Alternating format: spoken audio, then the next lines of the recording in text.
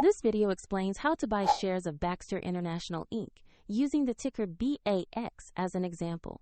Baxter is a global healthcare company known for medical devices and infusion and renal care products, listed on NASDAQ under BAX. This content is educational and not financial advice. You will need a brokerage account to buy shares, and I'll use eToro as a neutral example to show the process. After signing up, you must verify your account, usually with an identity document, and add funds before you can place a trade. Use the platform search bar and type the ticker BAX to find Baxter International Inc.